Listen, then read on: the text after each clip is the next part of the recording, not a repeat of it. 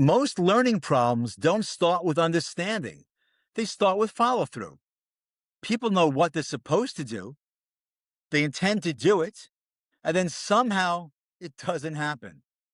That gap between intention and action is usually an executive function issue. Welcome to Learning Reframed, Education Without the Noise. I'm Dr. Ken Feldman, and this is a podcast about learning that works, clear, practical, and grounded. And today we're talking about executive function, the set of skills that help people plan, start, organize, sustain effort, and finish. These skills aren't about intelligence, they're not about motivation, and they're not about caring more. They're about managing attention, time, and effort in the real world. When executive function is supported, learning becomes manageable. And when it's not, even capable learners begin to struggle. Executive function isn't one skill, it's a group of related capacities that work together. At a practical level, executive function allows people to decide what to work on, begin without excessive resistance, stay engaged long enough to make progress, shift when needed, complete tasks, and move on. When these skills are strained, learning feels chaotic, not because the content is hard, but because the process breaks down. There are 5 core executive function skills I want to share. The first is planning. Planning is the ability to look ahead and map the steps. When planning is weak, tasks feel vague. Deadlines sneak up, work starts too late, and it doesn't happen. So we support planning by breaking tasks into visible, viable steps. Define what done looks like. Work backwards from deadlines. Planning doesn't need to be perfect, it needs to be concrete. The next is initiation. Initiation is the ability to start. This is one of the most misunderstood areas in learning. Difficulty starting is often misread as laziness. It's usually a level of friction. You support this by defining first small actions, reducing setup requirements, start before you feel ready. Beginning creates momentum. Waiting for readiness delays it.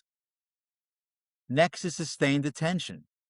This is the ability to stay with a task long enough to make progress. When attention fades, tasks stretch longer than necessary, errors increase, frustration rises, and work doesn't get done. You support sustained attention by using short focus blocks, removing unnecessary distractions, building in planned breaks.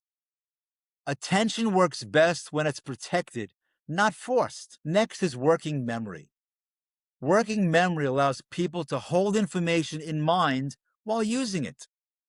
When working memory is overloaded, instructions are forgotten, steps are missed, errors feel random. We support working memory by externalizing information, using lists, notes, visuals, and reducing simultaneous demands. Reviewing instructions before starting, the brain isn't designed to hold everything internally. Self-monitoring. Self-monitoring is the ability to notice how things are going and adjust accordingly.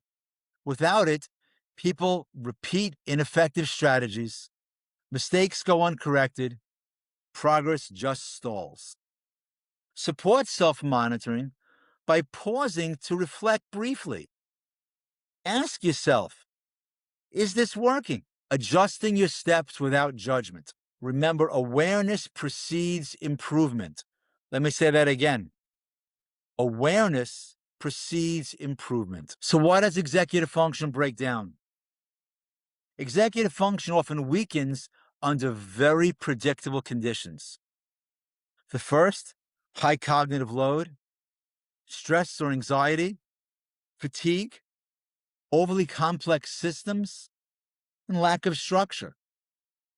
When demand exceeds capacity, the body protects itself. This isn't failure, it's feedback. Let me share an example of a student I work with, a very capable student who consistently missed their deadlines. The issue wasn't effort nor understanding. The tasks were unclear, and initiation felt overwhelming. But once we clarified expectations, defined the first step, used short work sessions, follow through improved quickly. The student didn't change, the conditions did. So to support executive function, in practice, clarify before you begin. Ambiguity drains executive function. Clarity restores it. Reduce the number of active tasks. Too many open tasks creates mental drag. It's like having 27 folders open on your browser. Fewer priorities improve execution. Build predictable routines. Routines reduce the need for constant planning. They free up cognitive resources, and they support learning and success. Use external supports, calendars, checklists, timers, notes. They're not crutches, they're normalized adjustment plans. Adjusted plans don't fail, they evolve. Flexibility. Flexibility strengthens executive function. Across different learners, students benefit from visible steps and deadlines. Parents see less resistance when expectations are crystal clear. Adult learners regain consistency when systems are simple. And lastly, educators reduce friction by designing tasks thoughtfully and thoroughly. Executive function improves when environments cooperate. Why does this matter? Executive function turns learning into action. Without it, effort leaks away. With it, progress becomes steady. It's not about doing more, it's about making follow-through possible. So a brief pause for this week. Let's think about one task you've been avoiding. What's the first small action that you need to do to begin? What can be removed to make starting easier? You don't need more pressure, you need less friction. So in closing, executive function isn't fixed. It strengthens when supported and it weakens when overloaded. And when you design learning with these skills in mind, consistency dramatically improves and the stress drops. And that is when learning becomes sustainable. In our next time together, we'll talk about guidance, how hovering, controlling, and rescuing students helps. If today's episode resonated with you, follow the podcast on your favorite platform and give us a like on YouTube. And most importantly, share this episode with someone who you believe might find it helpful. I'm Dr. Ken Feldman. Thanks for listening. See you next time.